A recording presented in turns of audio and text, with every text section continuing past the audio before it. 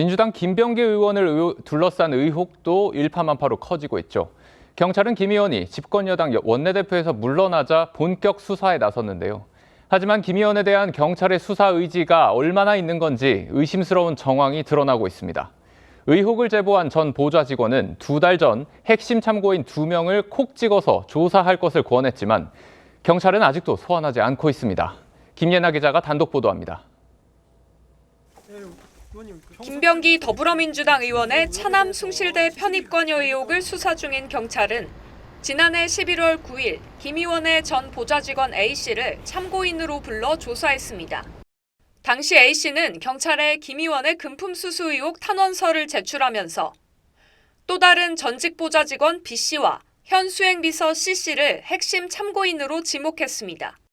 A씨는 B씨가 수사에 협조할 의사가 있고 2021년 말 김 의원이 숭실대 총장 등을 만나 대학 편입 과정을 물었던 자리에 동석했던 인물이라고 주장했습니다.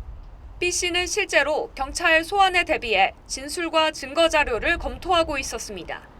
하지만 경찰은 2달이 다 되도록 두 사람에 대해 소환을 통보하지 않았습니다. B씨는 TV조선과 통화해서 소환 연락이 오지 않아 담당 경찰관에게 먼저 연락을 할지 고민하고 있다고 했습니다. 경찰은 참고인이 낸 진술서와 탄원서 등을 통해 의혹에 대한 사실관계를 확인 중이었다며 절차에 따라 신속하게 수사할 것이라고 했습니다. 차남 편입 의혹에 대해 김 의원은 허위 사실이며 보좌진을 사적으로 동원한 적 없다며 강하게 부인한 바 있습니다. TV조선 김예나입니다. 김병기 의원의 공천 헌금 의혹 역시 파장이 만만치 않습니다. 2년 전 이 의혹을 처음 제기했던 이수진 전 민주당 의원은 당시 이재명 당대표실에 있던 김현지 보좌관에게 구의원들의 탄원서를 전달했다고 하는데 별다른 조치가 이루어지지 않은 이유가 뭔지 궁금증이 커지고 있습니다. 국민의힘은 경찰이 수사할 수 있는 사건이 아니라며 특검 도입을 요구했습니다. 전정원 기자가 보도합니다. 김병기 의원에 대한 서울 동작구 의원들의 3천만 원 전달 탄원서는 2022년 12월 당시 옆 지역구의 이수진 의원을 통해 당대표실에 전달했습니다. 이 전 의원은 TV조선과의 통화에서 당시 당대표실 김현지 보좌관에게 탄원서를 전달했다는 보고를 받았다고 했습니다. 담당 직원이 김 보좌관에게 당대표에게 보고 드렸냐고 확인하자 보고 드렸다는 답장이 왔다고도 했습니다. 하지만 김 의원에 대한 당 차원의 조치는 이뤄지지 않았고 이 전 의원은 공천에서 컷오프된 뒤 탈당했습니다. 진술서를 써왔어요. 물론 6개월 후인가 돌려받았지만 돈을 줬다. 고심을 하고 그거를 당대표실로 보냈죠.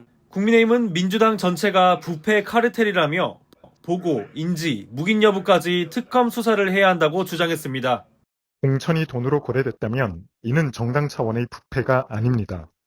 또한 이를 알고도 덮었다면 명백한 범죄입니다.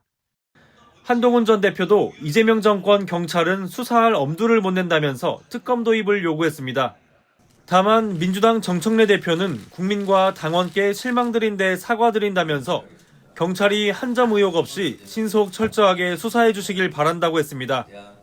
TV조선 전정원입니다. 민주당에서는 공천 헌금 의혹이 김병기 의원으로 번지면서 또다시 만사현통 논란이 불붙었죠.